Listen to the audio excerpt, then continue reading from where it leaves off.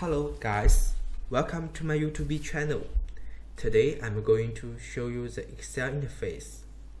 If you want to manipulate a feature you want, you should know exactly where the command is located. I divided the interface into 4 parts. From top to bottom, the 4 parts are title bar, ribbon, worksheet window, status bar. The first part, title bar, which shows the name of the workbook. To the left of the title name is Quick Access Toolbar, which you can customize with the commands you like. To add or delete commands, you can click on the down arrow at the right end of the toolbar and choose from the list of options. If the command you want is not in the option list, choose More Commands. This opens options for the Quick Access Toolbar. Then choose the command you want and then add. To delete item, select it and then select Remove. In addition, you can select Reset and then choose Reset Only Quick Access Toolbar. To restore the toolbar, when you're done, select OK. The Quick Access Toolbar has an undo feature that is popular. It can help us undo actions we have done when the worksheet is in ready mode. Clicking the arrow next to undo selects the action in the list that you want to undo. Okay, let's move on to the search box. It is located to the right of the title name. When you have entered the words in the search box, it will show the commands that match your needs, and you can launch those commands directly from the results. Well, the buttons in the upper right side of the Excel interface are Microsoft account, ribbon display options, and Excel window controls. The second part, ribbon, which displayed below the title bar, are grouped into different tabs based on the category of their functionalities. Each tab consists of command groups corresponding to some capabilities. Let's look at this workbook. When selecting File tab, the page containing many file actions is displayed. You can choose the New, Open, Save, Print Workbooks in the option list. Then choose the options in the bottom left corner of the displayed page to bring up a dialog box that offers more file actions. Right here, you can change the default font style and worksheet quantity for the new workbook. In addition, choose Save. Set the time interval for automatically saving files. If the content of the workbook is smaller or the computer performance is better, you can change the value smaller, such as you can set it to save every 5 minutes. Then in the event of power outage, you may recover more data than when it is set to 10 minutes. Okay, moving on to the Home tab. This worksheet has had some data. In order to make the data a little bit neater, select all the data and choose Home tab. Then click the send icon in the alignment to send the content of each cell. In the right of the ribbon, there are several popular commands such as fill, clear, sort, filter, find and replace data. If we want to fill in the total units amount in the cell E20, what should we do? We need to use the formulas that can perform calculations, retrieve information, manipulate the contents of other cells, test conditions, and more. Let's do it. Select the data you want to calculate and choose OutSum in the function library group and choose Sum, then press Enter in the keyboard. It added this data up. The next tab is Data ribbon, and it consists of multiple command groups that can manipulate data.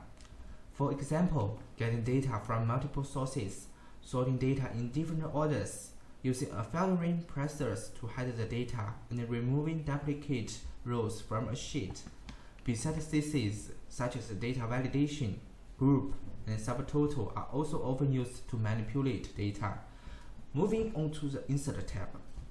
When the worksheet has data, we can choose Pivot Table in the Insert tab to analyze and summarize the complex data from different angles. Please note that some green tabs will be shown at the end of the ribbon tabs after inserting the pivot table. They are context-sensitive tabs, also known as tool tabs. which show up only when you select a certain item, such as a table, chart, picture. Beyond that, we can use this chart to visually compare values across a few categories. There may be times when you want to print a workbook to view and show your data offline. Select Page Layout. Choose your page layout settings to control how a spreadsheet will appear when printed. The next tab, Review ribbon. It provides commands for checking spelling, adding commands and notes, protecting worksheets and workbooks. These features make it easy to show the data while ensuring security of data. Then moving on to the view. It provides you with features such as switching between worksheet views, freezing panes, viewing and arranging multiple windows. The last tab is the Developer tab that allows you to access advanced features such as VBA macros, ActiveX, and form controls, and more. The problem is that the Developer tab is hidden by default.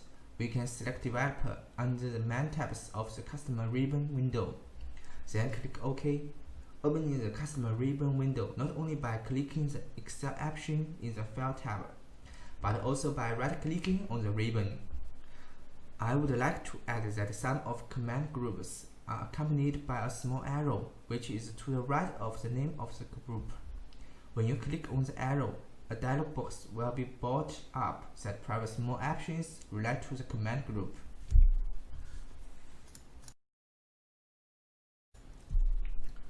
The third part, Worksheet window, which consists of Excel worksheet, name box, formula bar, row and column headings, scroll bars, sheet tab. An Excel worksheet is a rectangular grid of rows and columns. While these columns and rows intersect, they form little boxes called cells. The last cell you clicked on or moved to with the mouse was the active cell.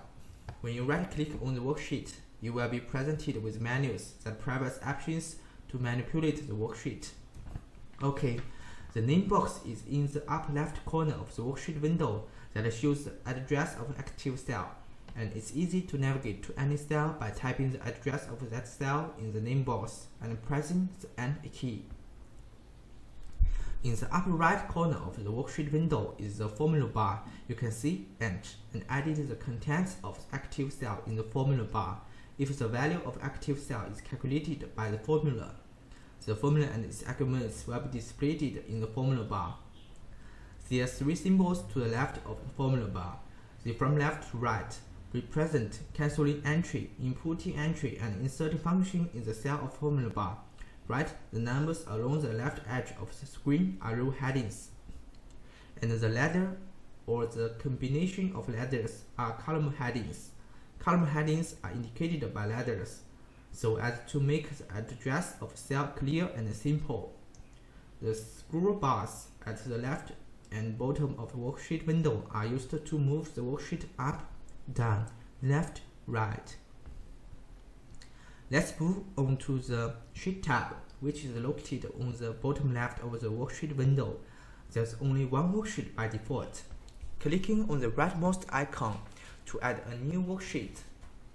You can navigate to any worksheet by left-clicking on that worksheet and right-clicking on the Worksheet Scroll tab to bring up a dialog box with all sheets for navigation purpose. And when right-clicking on the worksheet tabs, they will be bring up a shortcut menu that provides various options for manipulating the worksheet. The last part, status bar, which in the bottom of the Excel interface displays status on options that are selected to appear on the status bar. Many options are selected by default, such as when you select two or more cells that is held numeric data, it will be automatically summarizes that data and shows the sum, count, and average of the selected range. Besides, you can use the zoom slider to zoom in or out the worksheet. If you would like to customize the status bar, right-click it and then click the options you want. In summary, I divided the interface from top to bottom into title bar, ribbon, worksheet window, and status bar. We can enter data in the worksheet window, then processing data through formulas or data command groups. We can also use pivot table or chart in the Insert tab of the ribbon to analyze or summarize the data. Finally, Excel also has tons of features and some interfaces that I have not mentioned. I hope this video is helpful to you. Thank you for watching. Welcome to comment below the video. Goodbye.